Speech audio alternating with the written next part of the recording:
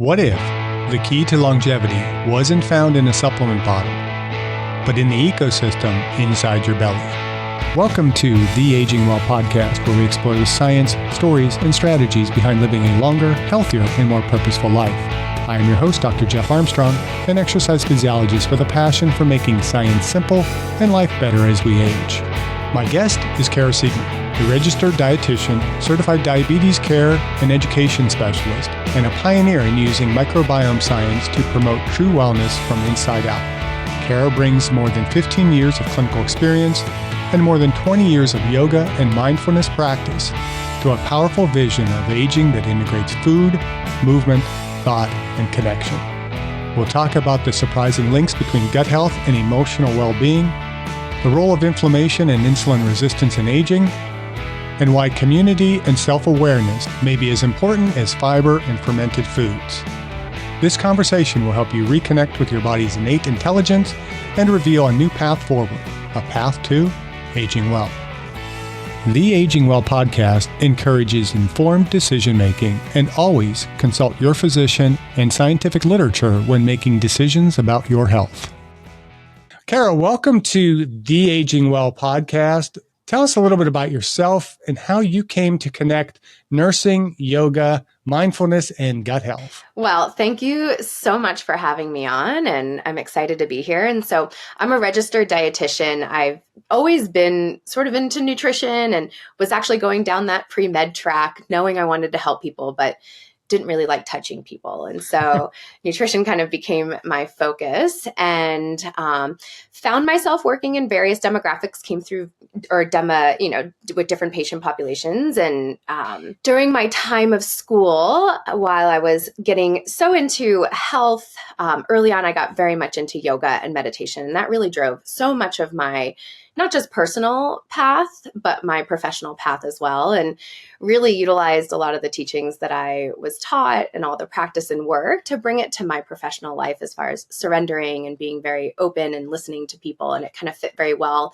in the holistic and nutrition space, and worked with patients from in the hospital to diabetes, but landed in gastroenterology and started a functional nutrition practice for allopathic conventional GI docs, which is just like not the norm that you would have a dietitian, and especially one that was practicing functionally. But it was a really beautiful relationship. Patients that suffer from GI conditions, we know the gut-brain axis. I'm sure we're going to talk a lot about that. But it was a great space for me, not just to really go deeply into my love of the microbiome and the GI tract, but really infiltrate a lot of my yogic teachings and philosophy and breathing techniques. And it just really drove my passion for that. And then decided to move over into the microbiome space. And I've worked for various companies now, producing probiotics and educating on the microbiome. And this is really where my passion has led my path. Well, that gut microbiome is a hot topic, and you've described the gut as the foundation of emotional and physical longevity. Why do you see the microbiome as so central to aging well? And to be honest, the microbiome is central to just about every aspect of health. And that's really what the research is uncovering. It's a really exciting time to be in because microbiome research has just exploded. I didn't even learn about it in school. I don't want to say how old I am. You're younger than me.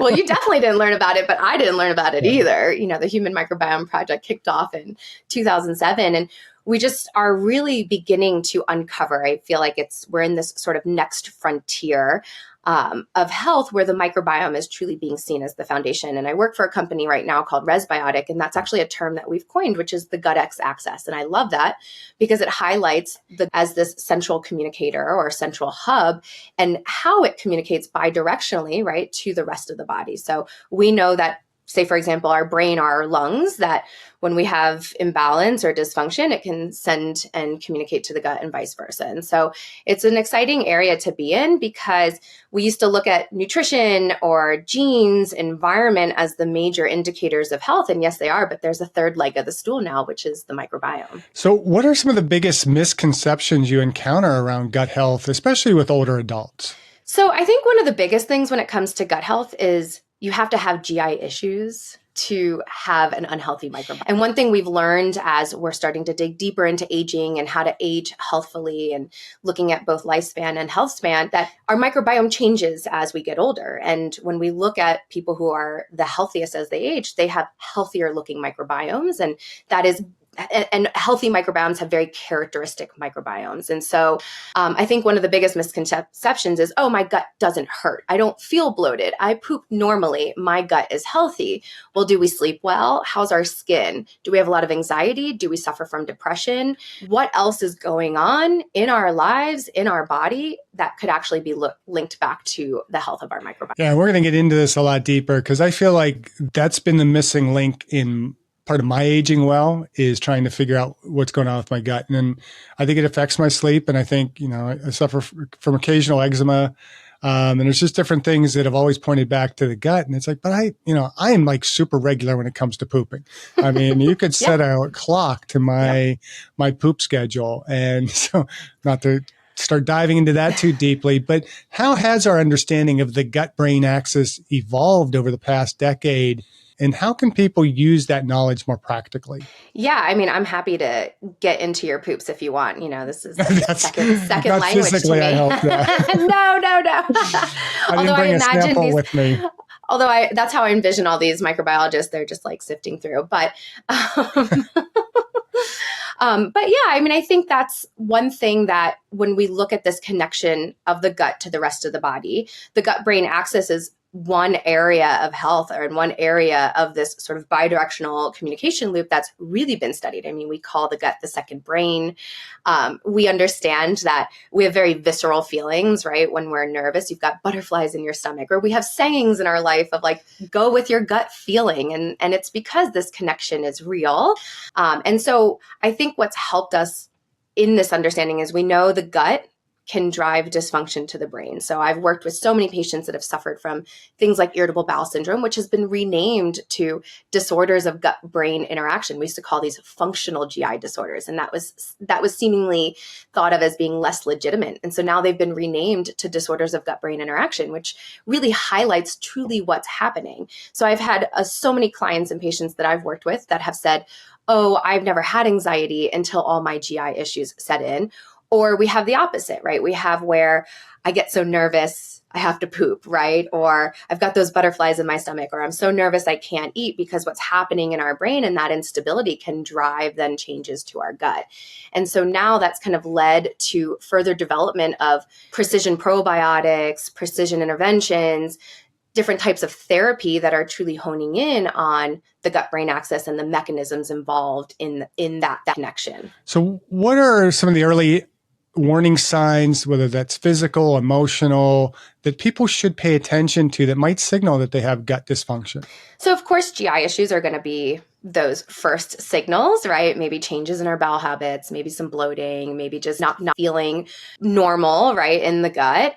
But also look outside of that. Maybe we have changes in our sleep that are, again, different from what we've been experiencing. Maybe we're experiencing a little bit more anxiety. Maybe we have more irritability. Maybe we have changes in our appetite and food cravings. These are all symptoms or experiences that can be rooted in changes or dysfunction in the gut microbiome. And so it doesn't need to be, like I said, so clearly like, oh, I'm so bloated, or I have reflux, or I feel nauseated, or I'm vomiting. It could be something as, wow, I'm craving all this sugar at the end of the day when I've consumed enough protein, I've consumed a lot of fiber, I've drank enough water. What's going on? And so I think, as a society that's really focused on wanting to not just feel great, but look great and age great, we have to now look outside of those kind of, blaring or glaring symptoms and start to say, okay, maybe my hair's changed, maybe my skin has changed. Those will be signals that we have to work on the microbiome or work on the gut. Yeah, and those are things that, as I mentioned, kind of sleep is one of the things I've been struggling with. Weight management has been a little bit harder. And I know people say, well, you're just older, but that's BS. And, I've had higher cholesterol, and I've had a doctor who's trying to, put me on statins. Saying, no, there are things that I can change. And I know if I can improve my gut biome, that is going to have an impact on cholesterol levels. Yeah, it's multifactorial, right? And so I think we have to look, of course, at our diet. We know all these things around us, modifiable risk factors. I call them microbiome disruptors, dysbiosis risk factors that we know can disrupt the health of the microbiome, that we can control stress and diet and environmental toxins and all these things. Of course, your genes, of course, other factors play a role. But that's why I think of the microbiome as that third leg of the stool. It gives another area of intervention that we can do things that improve us. It might not be missing, it might not be that key that unlocks, things to get better, but it's part of that interventional pathway that we have to consider. So can you walk us through a few key strategies, daily practices that support the microbiome health, and especially in midlife and beyond? Yeah. And there's a lot. And I think that's what's exciting about when we think about modulating the microbiome or how can we improve gut health. It's not just about the food we eat. It's not just about the supplements we take. And that's what I think is exciting, is there's all these small steps that we can do. And so diet, of course, is number one. I mean, I wouldn't be a dietitian if I didn't talk about the diet. And diet is truly the biggest factor when it comes to what disrupts or improves the microbiome. And I think we live in a culture now that there's a lot of diet noise. There's a lot of diet theory out there. And of course, I have my opinions, but the best diet is the diet that obviously we feel best on, that we can sustain. But unfortunately, we live in a society that just does not consume enough of those beneficial foods that truly feed our microbes. And that is something that's being studied time and time again. 7%, less than 7% of Americans actually consume enough. When we're seeing, increased rates of colon cancer, we're seeing increased rates of GI dysfunction, we're seeing increased rates of all these things. And you can't not look at the diet. So that to me is number one. And I would start with fiber, especially those complex fibers, and more specifically, those prebiotics. What feeds your beneficial prebiotics are, or we also call them microbiota accessible carbohydrates. This is what your good bacteria prefer to eat. It's like, I prefer to eat something, that's what's feeding me. Well, our good bugs also prefer to eat certain foods. So prebiotics are everything from your berries to your nuts and seeds, to different vegetables. Think of those onions and garlic and asparagus. And so how can we start to increase the variety of those types of foods in our diet? It doesn't mean stop eating your protein or your fat. And I think that's one of the things when we look at the best diet is one that's inclusive of all these very important macronutrient groups. I don't believe in diets where we take away or eliminate whole groups of foods. So it's like, how can we choose the best version of those foods? And I always start with fiber. And if you're someone who's not consuming enough fiber, there's a term out there, I've been saying this a lot because I just learned about it, called fiber maxing, where people are just like going hog wild with fiber. This is something we want to slowly increase because our body has to adjust. We have to build up tolerance. We want to increase our water with that fiber intake. But how can we add one good source of fiber to each meal or each snack? I think that's a very tangible plan. So I always look at that. Now, there are a lot of people that I work with that are like, well, I started eating all this fiber. I've started eating this healthier food and I don't feel so good. My body just doesn't like it. Well, that's a sign that you're missing really important bugs in your microbiome that are needed to break down those fibers. So it's a sign then that we have to do some restoration, have to start building that resiliency in the microbiome. And that's where supplements like your probiotics, your prebiotics, your postbiotics now can come into play. And I've worked in the probiotic and microbiome space for a while now, and there's a lot more coming out on precision probiotics. So finding those very specific strains, those very specific strains that have very specific targeted actions. And that's a great opportunity. I think a lot of people view probiotics as seeding or increasing the abundance, and that's not necessarily what's happening. They're tourists. They come in, they exert their benefits, and then they leave. And the way we actually start to really build that abundance of good bacteria is through the diet and through those prebiotics. So that's really important. But I most often will always use some combination of probiotics and prebiotics with my clients. I think that's very important, and we can get more into that. And then stress is another one. When we think about the gut-brain axis, we think about the vagus nerve, our parasympathetic nervous system. So what kind of breathing, I never believe in saying to people, I would hear this a lot, is, oh, you just need to eliminate the stress in your life. How do you eliminate stress, right? Like, good luck with that. You just got to get rid of the stress. Well, like my house is stressful. My kid can be stressful sometimes. My husband can be stressful. I'm not getting rid of them, right? So it's how do we tolerate and cope with stress? What are the things that we can do that bring us joy? What are the things that we can do that, we find enjoyment in, whether it's exercise, whether it's deep breathing. For me, sometimes it changes. It could be watching reality TV. That's a huge outlet for me. And I think that's important. I think we often overlook that because we focus so much on diet. We focus so much on supplements, but sometimes the smallest change can have the greatest impact. If you're enjoying the Aging Well podcast, be sure to like, subscribe, or follow on your favorite platform so you will never miss an episode. And if you find our conversations helpful, please share the podcast with a friend because aging is something we're all doing and we're better at doing it together. And support our guests in this podcast financially by visiting the affiliate links in the episode description below and use the links or codes provided for discounts on products we have vetted and feel comfortable recommending to our valued viewers and listeners. Thank you. And now back to the podcast. Yeah, the vagus nerve fascinates me. I mean, I am an exercise physiologist, and so I teach exercise science. And I think I've, over the years, limited my scope of the vagus nerve to, and calling it the vagus nerve. It's actually vagus nerve. They're nerves. It's a whole system of nerves. And we tend to just limit it to heart rate and, maybe regulating breathing a little bit. And there's so much evidence now that it is connected to so much of our body systems.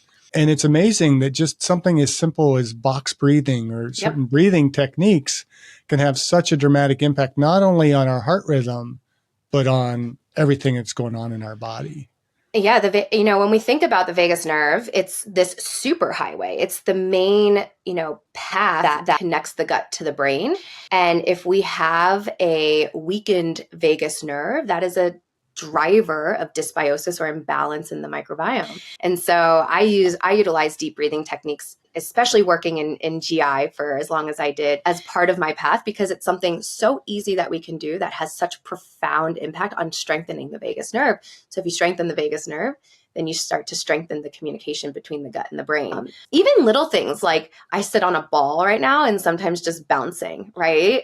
Those movements, or, laying down and moving your feet, and just a minute of it, you feel that change. And it's so visceral, which is why I love utilizing vagus nerve in my practice and with people around me. I'm always afraid to do the old sitting on a physio ball because, especially, as a student, I had a colleague a number of years ago that really promoted it with his students, and he had a lot of students sitting on the balls, but I fell asleep in class a lot. And I didn't feel like, sitting on a ball would be the safest thing for me.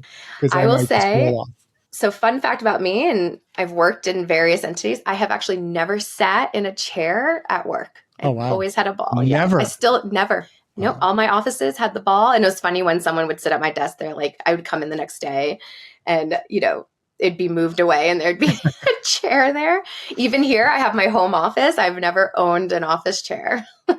It's a better compromise, I think. We went through that period where, it was so, sitting is the next smoking, and everybody was standing at their desks, and I didn't realize that that's just as bad as sitting, maybe even worse.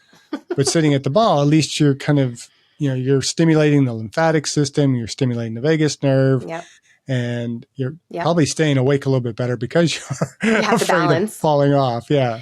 You know what I think was missed though in those studies? Because I actually remember when that study came out that was like really highlighted, okay, sitting is the next smoking.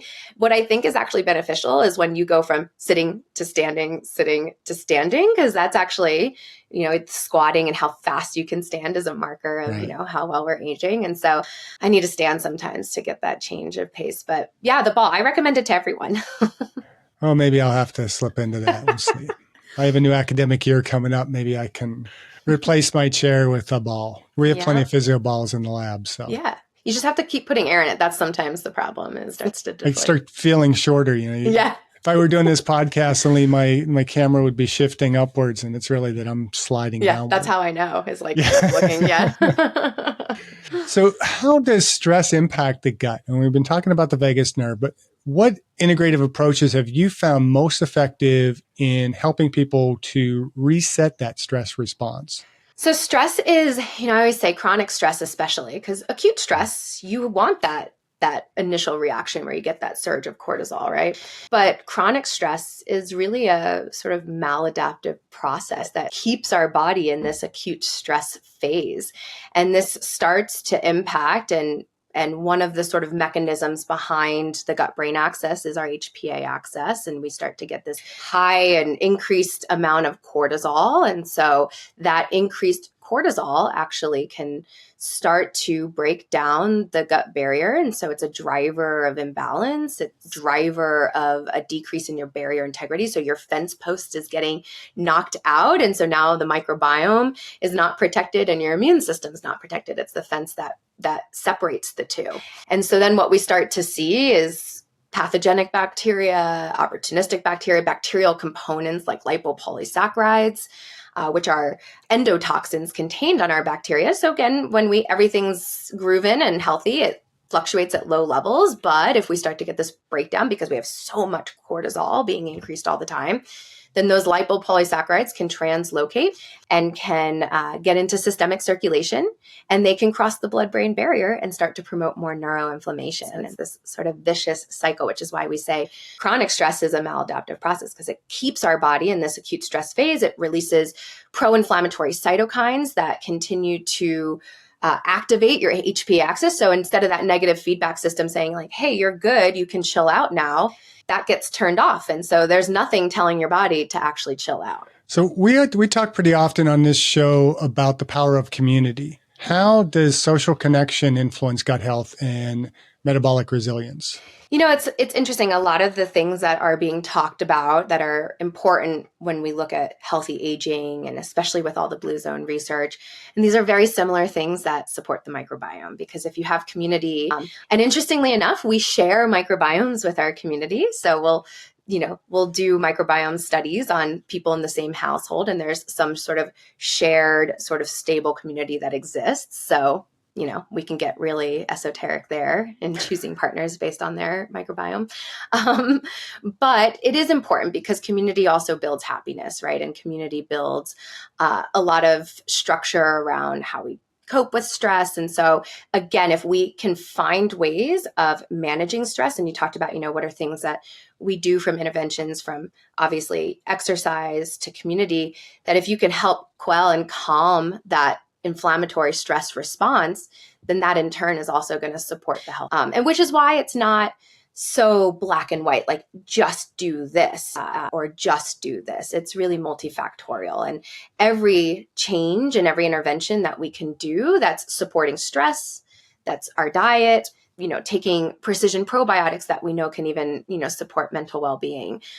These are all going to, go into the same bucket and support how we age, our risk of chronic disease, and all of the above. Yeah, it's about what we say on this podcast, that there's no single steps to being, aging well. It's so multifaceted. Yeah. And that's what fascinates me about this is I started out in kind of more exercise focused.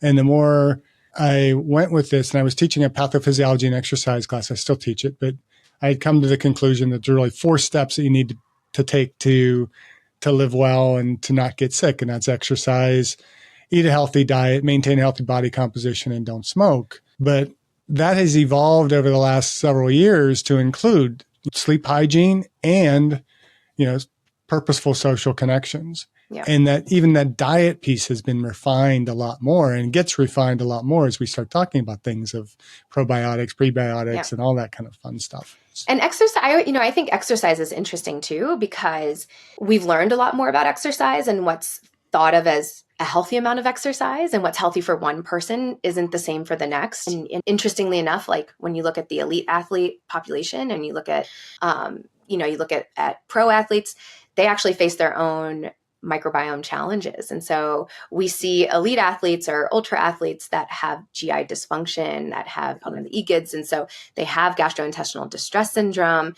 And so I think it's also been interesting to see how exercise has evolved and what is the best exercise. We underestimate walking. We underestimate some of these things because it's not hard enough, but it actually can have more profound impact and be more lasting. I've been joking lately that following after Dr. Robert Lufkin's book, The Lies I Taught in Medical School. I want to write a book, The Lies I Taught in Exercise Science, because I have had to unteach so many things that I learned, and I did my master's in 86. So it's not that long ago. It's long enough. But the stuff we were teaching back then doesn't fit. Nope. And it's like, oh my God, I was so poorly taught. It was all cardio, it was a high carbohydrate diet. Resistance training was really not a factor in there. And I've had to unlearn a lot of that. And it's been hard. Yeah. And it's interesting too. I've worked with so many people that have chronic GI issues, irritable bowel disease, like ulcerative colitis. And it's a catch-22 because I would work with a lot of runners and marathon runners. And unfortunately, that puts a lot of stress. And stress is one of the things that can increase that inflammation, especially if we're in IBD flare or we're dealing with it. But it was the thing that brought them most joy. And so I feel like it's just this kind of balance then that we have to think about is where can we pull back? Because that's not the best thing for your body right now. But you're still getting that movement because we know it supports a lot of how we feel mentally. And so it's been an interesting journey to also learn more about exercise and learn more about athletes and what that does to the microbiome. And so I always say movement is important. It might not be what your mind thinks is ideal, but we know movement has profound impact. And then to the other people who are over exercising, we don't necessarily have to do that to reap the benefit. I think that would be a very good book. I'd read it. Yeah. Well, we have, so many people that think that, and in the fitness industry, there's this big push, train like an athlete. And I think that's the biggest bunch of BS that we teach people because you don't realize that athletes beat the crap out of their bodies. That's how they're able to excel is because they're going beyond physical limitations. And it's not healthy to be an athlete. And in fact, a lot of problems. And especially when they move or retire beyond, we see that a lot in the football athletes because they're doing so much, they're so big, their body required so much, different food, and then they stop. And so we see so much more obesity. So it is. And I've done talks on the athlete microbiome and what we look at. And it is fascinating because we often see a lot more gastrointestinal distress, but we also see a lot of dysbiosis, intestinal barrier breakdown. And so it's not necessarily a good thing. It's what they do. And so how do you support the microbiome when you're doing what you do for a living? I live in Colorado. I've worked with a lot of ultra marathoners and that's where I think supplements and using prebiotics, using probiotics can be really helpful because they're doing things that we know are damaging or harming the microbiome or disrupting them. So then how do you utilize these tools to maintain? So what kind of shifts have you seen in clinical practice when patients feel empowered to listen to their own bodies and make changes from within? I see a lot. I mean, I think that's truly one of the hardest things to do is to listen to your own body because we have so many external inputs that are telling us what we should and shouldn't do. And so I'm a big believer in your body can send signals and your body can be very loud in telling you what it wants and what it doesn't. And then it's the job of a professional like myself, like a dietitian, to then fill in the gaps. But I think honestly, and this is something I've noticed in my practice, it's getting harder and harder for people to listen to their body. That conversation for multiple reasons. External inputs because of what we're hearing around us from influencers and society to even internal inputs that are not actually happening. So in the case of metabolic disease, so much of metabolic dysfunction from diabetes to insulin resistance to weight changes, metabolic dysfunction, even being joint pain to, more anxiety and depression and changes in our food intake and cravings, that this is really rooted in microbiome disruptions. And so if you don't have the right balance, if you're missing certain bacteria, if you're not getting the production of key signals like short chain fatty acids, then a lot of those hormones that tell us when we're full, like GLP-1, which is a huge conversation right now, which is produced in the GI tract, is heavily influenced by microbial signals. So if you're not getting those right microbial signals, then that communication from gut to metabolism to brain is not happening. So I think that it's a catch-22. I want people to listen to their body, but I also think those internal conversations. Speaking of listening and not listening to social influencers, what are some of the things that frustrate you the most of what you see on YouTube, Instagram, and other platforms where these influencers are kind of peddling their so-called knowledge? Well, I don't know if we have enough time for that. I laugh just because, there's things that have become popularized by social media that dietitians we've been talking about forever. We just weren't lucky enough to come up with those catchy terms for things. It's a tough world, especially I'm not someone who's super active on social media. I say I missed the boat. I was a young traveler, off the beaten path traveler, traveled the world by myself. And I was like, man, I just missed the boat on having a blog or whatever. And I think because I was so in the moment and I think social media is a really powerful place, but I also think it's a place for a lot of fear mongering. I think there's a lot of misinformation. And I just encourage consumers, which are all of us, to do the double click into. If you hear something that you're like, oh, that's interesting, we all have access to the internet. We can all get on PubMed. We can all Google and use AI to start to learn a little bit more, because oftentimes there's motive behind what people are saying. And so I struggle because I'll scroll through and I'm like, wow, that's really interesting. And then I'll catch myself like, hey, Kara, you know that, especially being someone in the industry who has a science background. And I think there are also really good influencers out there that are really focused on education and teaching and, trying to break through some of the noise. But I do find it to be a really tough place because people are convincing and I'm a consumer as well. And I'm like, oh yeah, I want my hair to be thicker. Let me buy this $80 hair serum, we're all subject to that. And so honestly, it kind of brings light then to the question of when we're talking about something and there's a product associated with it, look up that product. A company that's doing science, a company that's putting effort behind data, then you can go and see that yourself. So when I all of a sudden catch myself and I'm like, wow, this face lotion that is going to make me look 10 years younger, I go to their website, I look to see if they've done science on it. And if they haven't, then that actually kind of often hurts me. So I just encourage people, we're a much smarter society now. Our consumers are much smarter. When I was in school, it was create handouts at a third grade level. And I don't even think we need to because we have a much more. Right. So what excites you the most about where gut health science is headed, especially in the context of aging? Well, especially in the context of aging, it's really exciting. I think, there's already been things brought to the market, discovered about what a healthy microbiome looks like as we age. We know we have more robust abundance of key beneficial species. We know there are compounds out there that can support the mitochondria, which we know is at the hub of aging.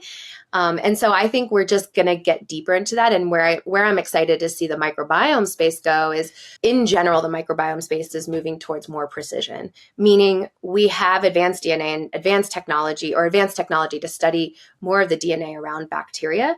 And as you get down to more strain specificity, and I always tell people, what does that mean? Well, think of a dog, right? Dogs are all part of the same species, but a West Highland Terrier is very different than a Yorkshire Terrier. It looks different, it barks different, it acts different, everything's different. Same thing between you and I. And it's the same thing with our bacteria. So when you get down to that strain, which is usually, you'll see two names like Lactobacillus acidophilus, and then you'll often see numbers or letters after that. That's denoting a very specific strain, which means it has specific function. And I think that is truly what we're going to start to see more in the microbiome space, is more of these specific strains to specific functions. So for example, at Resbiotic, we have a lung probiotic, which is so unique because these are very specific strains that support respiratory wellness and lung function. And I think we're going to get deeper into that in the aging space of strains that are targeting specific pathways that we know are necessary when it comes. So with aging, we have a lot of people who think, well, this decline it's all just part of aging.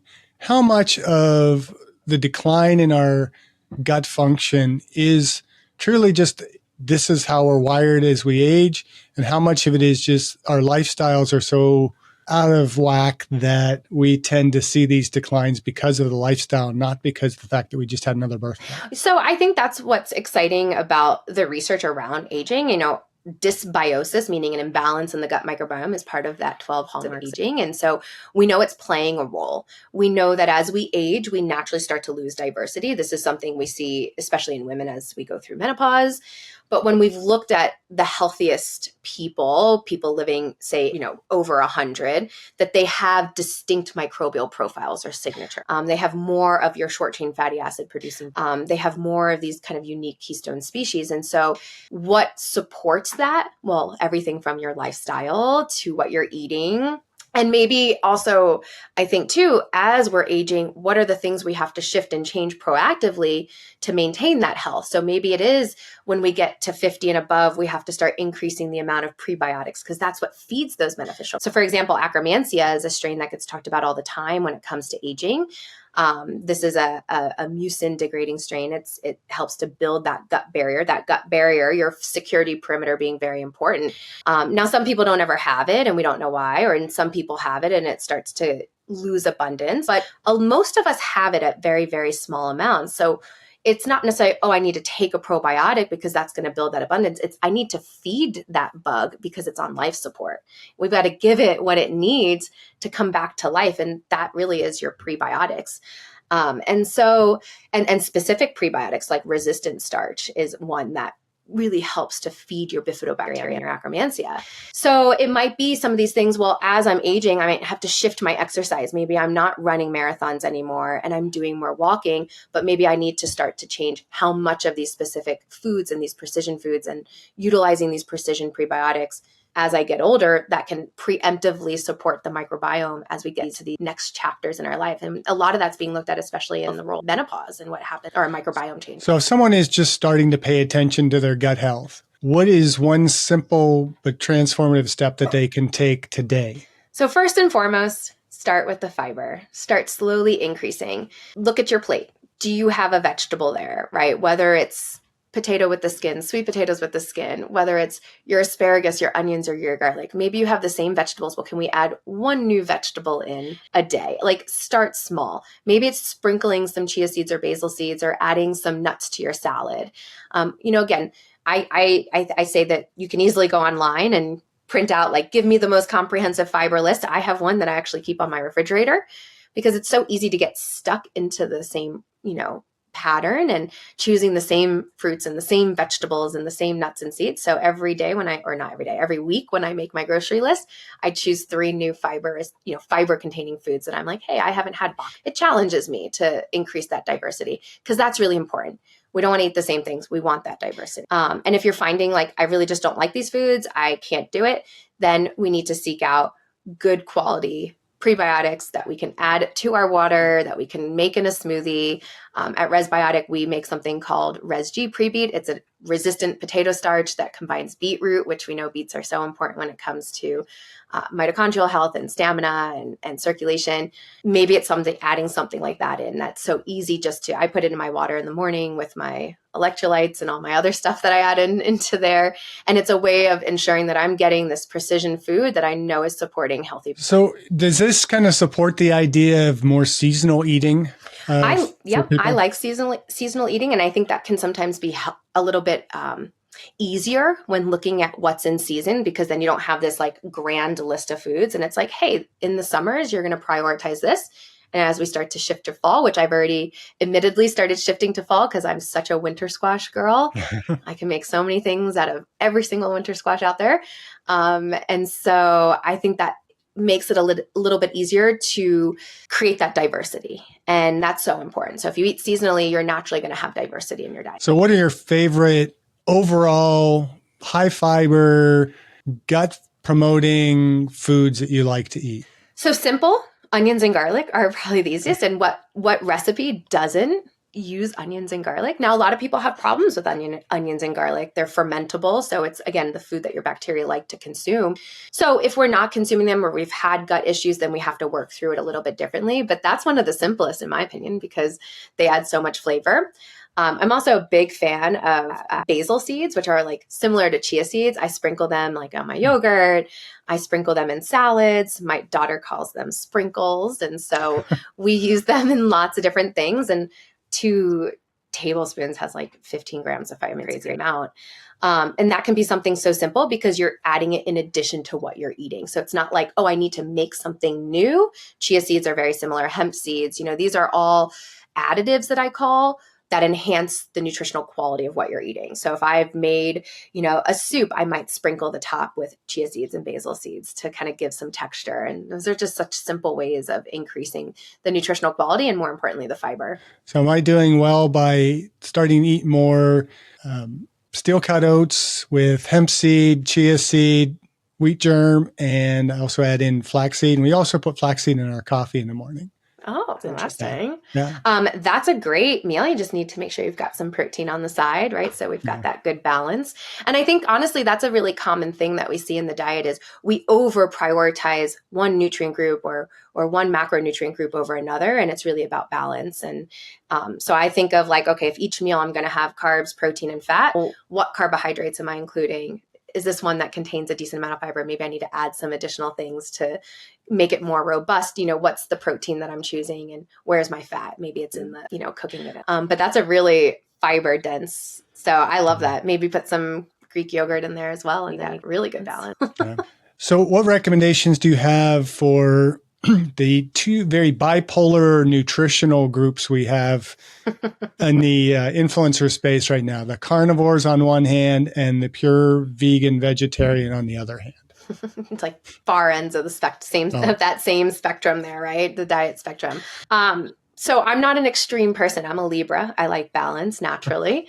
I struggle with the carnivore diet because we see the changes. So I'm someone who has utilized stool testing. We can read studies. When you overemphasize protein, number one, it becomes a lot harder for our body to digest. So if someone is following a carnivore diet, often add in extra digestive bitters for them to support that breakdown. Because if you have larger protein molecules that are getting all the way down into the colon, then the bacteria will ferment that. It's called proteolytic fermentation.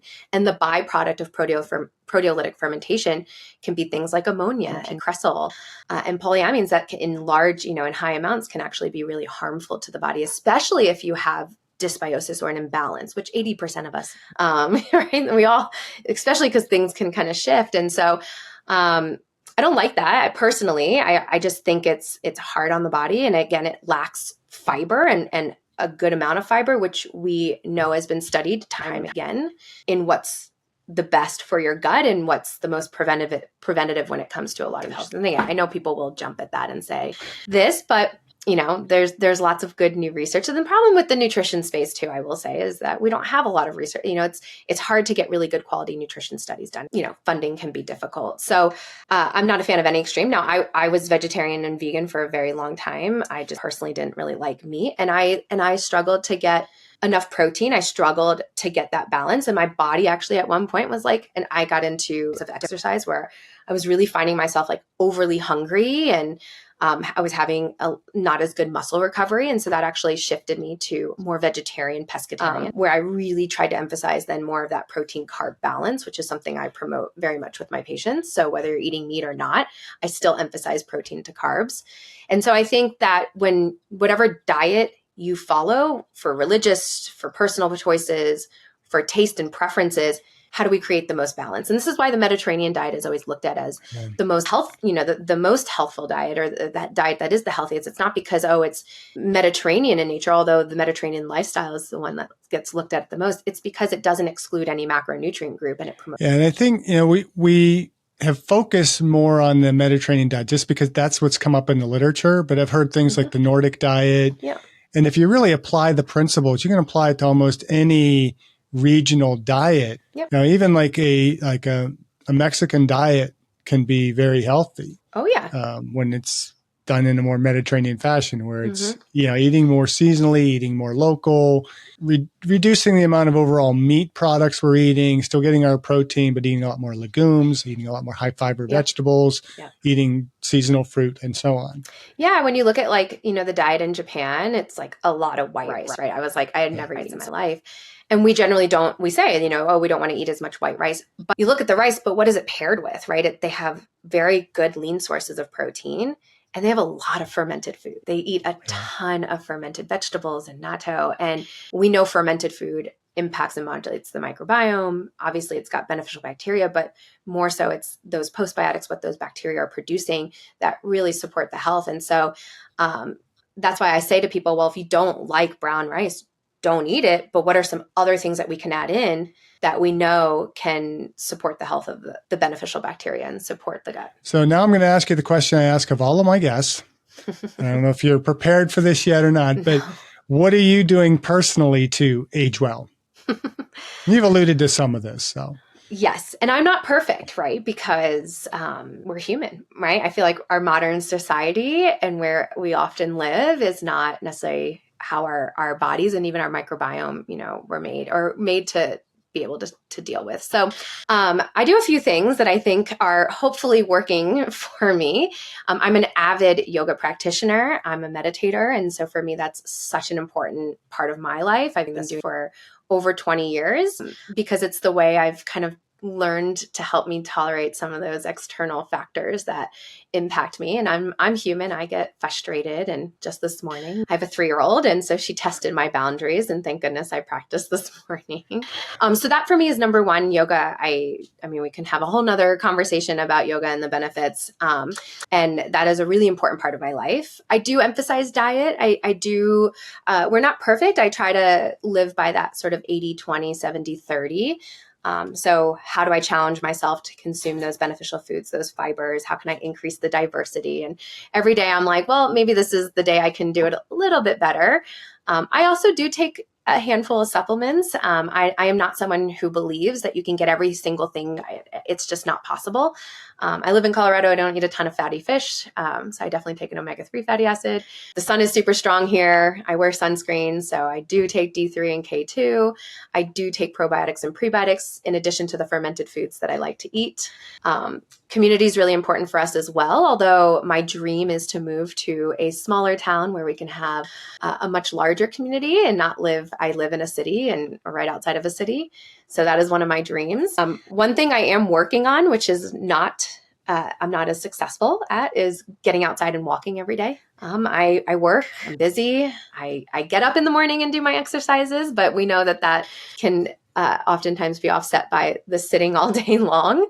I even have a dog. You can see him moving back there. And so I try to get out for a walk, but it just doesn't always happen. So that's something on my list of things that I'm working to improve upon. And maybe one day I can go live in a tropical area and and walk everywhere I need to go to. That's my dream. But between supplements and diet, exercise, and mindfulness, these are the things that I do. Sounds like you're doing well. And I like that 80-20, 70-30 rule. Yeah. I think we have to live in that 20-30% sometimes because otherwise, life is so boring. And what's the point of living longer if you're not going to enjoy it? But I feel like if you're going to be in that 20% zone, do it right. If you want ice cream, have ice cream, but don't buy the crappy stuff that comes in a little cube in the grocery store. Go to support your local. Support your local ice cream.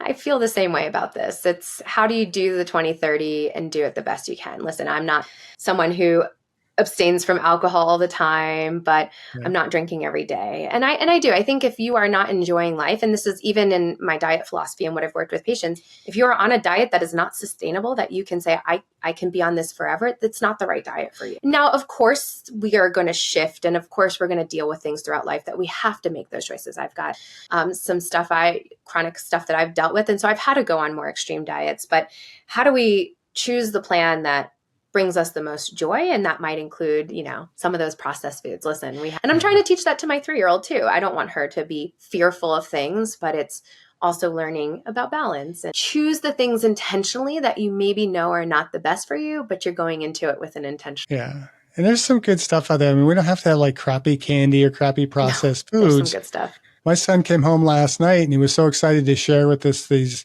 salted Swedish licorice that he had gotten that night. And he's got such a mind for the kind of living that stuff, enjoying those kind of foods and not just, being a kid that's just eating crap food and going to fast food restaurants and, eating, insert mass produced chocolate bar, candy kind of stuff. And so I think if we can enjoy life, and you look at the people in the blue zones, I have never seen an interview with one that has talked about the biohacks that they do or the extreme diet that they're on. Yeah. None of them is, well, I live to be 100 because I'm a carnivore and I never drink and I only drink filtered water, bottled water.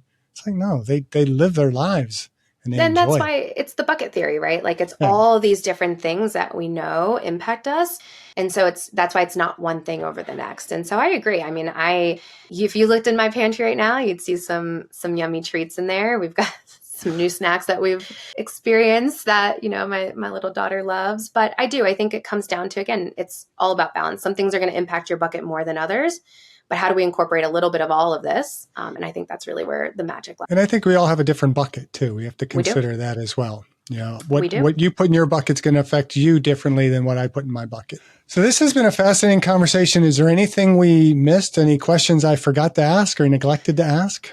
Did we even have any questions that we thought? No, it was a great conversation. And I really appreciate you having me on. I love just kind of spitballing and talking about this stuff. Yeah. Well, you're very informative. I think, this gives our viewers and listeners a lot to, no pun intended, chew upon. But, I hope that they'll kind of explore a little bit deeper. You mentioned a lot of big words in there and some of the different bacteria and things in our gut, that they explore those a little bit more deeply and kind of look at what they are eating in their diet that they can improve on, just baby steps along the way. Just one new fiber today and, something different tomorrow. Yep. And so I really enjoyed this conversation. Love what you're doing. Just keep doing it and just keep aging well. Thank you for having me on. You're welcome. Thank you for listening. I hope you benefited from today's podcast. And until next time, keep aging well.